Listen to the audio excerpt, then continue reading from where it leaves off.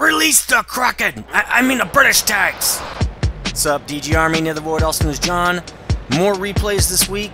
As always, this is a British tank, the Matilda, sent to me by RustyGalloway, aka Kimmern999 on YouTube. And Matilda, tier 4 British tank, going up the heavy line, I do believe. I am not going to take this path. There's actually 2 paths to the tier 5 of the heavies, which I believe is the Church Mark 1 or something like that. And the other side is, I know somebody's going to correct me and I don't remember what it is, but they said take that side because that's better pen. But this is actually pretty awesome little tank. Let's look at the pen on this. Pen 121, that's really good for a tier 4. 55 damage. I think the other one was the, it's not the I think the Valentine was what people were telling me. Go the other route. But anyway, there is also still the gold Matilda, the gold tank. That is a tier 5, and it looks exactly like this tank, except it is Russian. Yes, not German. So anyway, RustyGalloway here on the Sand River map. He's gonna have a good time. It's pretty awesome. I don't know why that meme's been sticking in my head a lot lately, but that meme's just been coming up a lot. At work, I've started posting a meme each week on my cube wall, usually trying to relate to something going on. Like last week, I put one up. It was first world problems. It said both my houses are in Sandy's path. Yeah, first world problems. Okay, so looks like most of his team is going north. It's not the greatest idea. You really have to balance, cover all lanes, and kind of stay a little more tight-packed than they are down in the south right here. Just 3 of the tanks aren't even moving out. So this is the A13.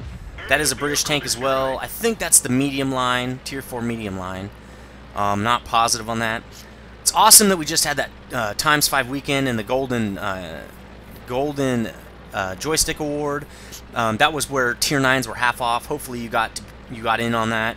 I did get in on it. I bought my E50. I had to buy some or convert some XP to free XP with gold. I didn't really like doing that. PZ3, pretty nice little tank. What he should have done though, instead of dying right here, is he should have kept his momentum going and circled this tank. I think you could probably circle this tank. The turret turns pretty fast, but the tracks don't turn very quickly at all. T28, not the beast it used to be now that the gun has been taken away. Now that Daddy took the big gun away, if you know that song, you're probably pretty old like me. He's getting juice though. He must be shooting heat out of there, but this thing's got an amazing reload, just like a lot of the churches. Not churches, like a lot of the British. Boom, you're dead. So another one bites the dust right there. Wow, that's 3 tanks down by Rusty here, aka Kimmern. Also, Kimmern is like pretty much one of the oldest subs on the channel. He was on the mentioned in the 500 sub video. If you didn't see that, way back in the day. That was probably like, I don't know, January of 2012 or something like that. Maybe even December of the previous year. But I think we didn't hit 500 subs until sometime in January, I'm pretty sure. So it might have been in February video even. But yeah, he's probably one of the oldest subs. Haven't seen him around. He comes and goes, kind of. But great supporter. Oh, here we go. T1 from the side. You're gonna pen this guy all day long. 121 pen's pretty awesome. Also, look at that aiming time. Really nice. Also, the accuracy. You're at 340 meters, still penning, still jacking this dude up, getting really tight shots, almost right on the cursor actually. So that's really nice that this thing has some accuracy. Yeah, shoot him in the upper plate. The lower plate on the earlier Americans are usually the more armored pieces. I think that was more to protect the transmission or something like that. It wasn't really to fight tanks. It was because they didn't want, like, if you hit rocks and stuff, they didn't want it to take out the transmission or something similar. There was some kind of engine part. Correct me if that's wrong. I know a lot about the history of these tanks, but I'm not a complete history buff, and I don't read this stuff all the time. I just know, you know, I don't know, more than the average guy, I guess, out there. So anyway, he's doing a really good job here, sniping, basically. Especially with a KV-1S, you don't want to get in this guy's face. He's going to ruin your day. Now, he doesn't have the big gun, which is nice for these guys. He's probably got that 122 with HE in it. That looks like what gun he's got there. So getting some nice shots on him, but he's bouncing. So I would be shooting this guy in the side of the turret probably, since he's got his turret exposed. It's pretty weak. Lower plate's good too, but it's a... There you go, see? Right in the side of the turret. Because this guy's lower plate's kind of hard to hit. But that turret is a little bit easier. Now he's waiting a little longer for the reticle to come in to make sure he's getting the shots on target. Bam! That guy's dead. Rusty was very very important to that little fight right there, getting the DPS in on that guy while those other guys brawled with him. And if he's shooting that 122 with HE, that thing packs a pretty good punch, and it reloads pretty fast. You can get like 120 damage per shot on that thing, no problems. This gun's damage, let's look at it again, is a little low, but the pen's really nice. That's an insane pen. I would expect that to be nerfed, probably an 8.2. 55 damage on 121 pen. So there's one of the TDs. That's the Hetz. Oh, he's almost dead. I'd shoot out that building, except I think... Oh, he's dead. Okay. KV-1S got him. The Hetz is a good little tank. I probably would... I don't know. Well, there's a TD behind him. Okay, here it is, guy, for the meme. If you ignore TD behind you, you're going to have a bad time. And what is tanks all about? Having a good time. Having a good time. Awesome, awesome. So anyway, that's South Park. If you didn't know where that meme came from, you probably see from the picture. I would imagine you know for it. So it kind of ignores this TD. Not a good idea. Don't ignore, especially a Russian low-tier TD. Usually their guns are pretty good. Some of the guns got taken away, but they still have pretty decent guns. And especially shooting you right in the ass at 130 hit points. I wouldn't do this. So he's pushing up over here. Having a great little game. 4 kills. I think he's kind of worried about that TD. He's trying to outrun him. I don't think you're going to do it with 17 kilometers per hour in the sand. I think he's going to come up right on your butt, but we'll see. There's the T-150.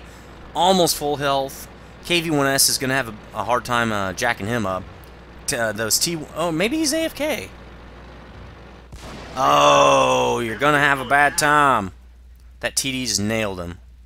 And that is how the cookie crumbles right there. I'm not sure what he said. Aged. That probably means crap. That's probably what I'd be saying. So, he's going to pop over. They ended up winning this game.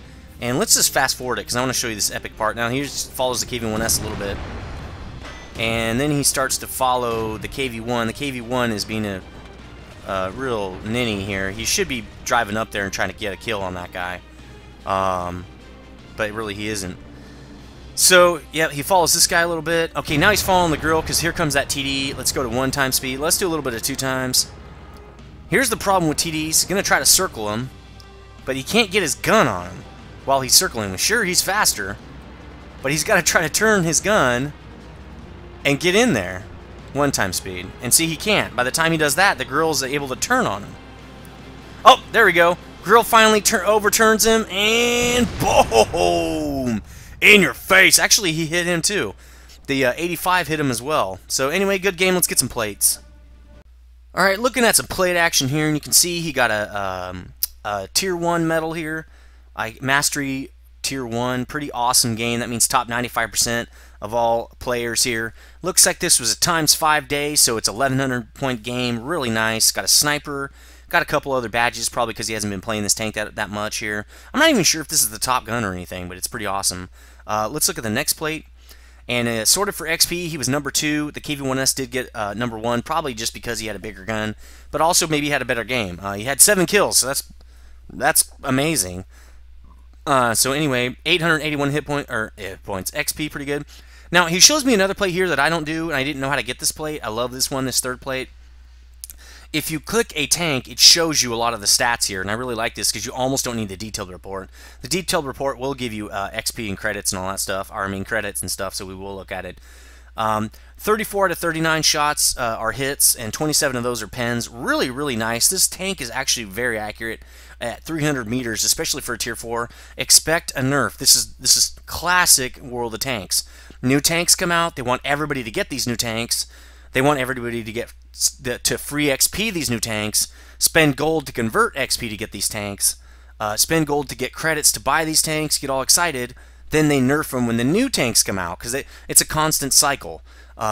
With a subscription only based game, they don't do that as much. There is a flavor of the month, but it's more driven by players and devs not knowing that this certain combination is going to be overpowered. It seems to me that in this game, since it's kind of how you want to say it, it's kind of a bias. They have a bias to obviously make more money, so they're going to bring out these super overpowered tanks. People buy them, people spend XP, they spend gold to get these tanks, then they nerf the crap out of them back down to Earth, and they're just regular tanks again, because they want to bring out the new, better tanks that they want everybody to spend more gold on. It's kind of a, what's that? A conflict of interest is what it is. But anyway, that's the only thing I don't like about the cash shop type games. But anyway, third plate, that was a little bit of soapbox in there. 5 enemies damaged, 4 enemies killed. Really nice. That probably should have come off the first plate there. Got some base defense there. Really good sniping. Let's look at the last plate here. The only thing I really wanted to look at was credits. So after shells and repair and all that stuff, he actually used a consumable as well. Still made out with 22,000 credits. Probably because he did so much damage. He did 1,280 damage on a 370 hit point tank. That's almost 4 times the damage right there, or 4 times right there for damage to hit point ratio. Really nice game, really awesome. You can even see some stats here. Let's look at the stats of this tank since it is brand new. This is why it's so slow. 190 engine horsepower on it, pushing 27 tons. Again, I don't know if this thing's fully upgraded or not. I don't think it is, since it's a tier 3 engine I can see he has on this tank. It looks like he's got full rack of equipment on here. That's interesting, and a full rack of consumables. I'm not really sure why he's doing that, but cool. I mean, I guess it's only 10 gold. But the problem really is that you can't move that stuff up, because usually once the tanks get a little bigger, you have to buy new equipment, so generally I don't do that. Now, the light equipment stuff, the medium stuff, is pretty cheap, and if you take it off that tank, you can put it on other tanks, so, you know, you can still do that. It's not like it goes away or anything. Just make sure you remove it before you sell the tank. Anyway, that was an awesome game. Let's get another one, because this is Monday. I always do 2. Later, dudes.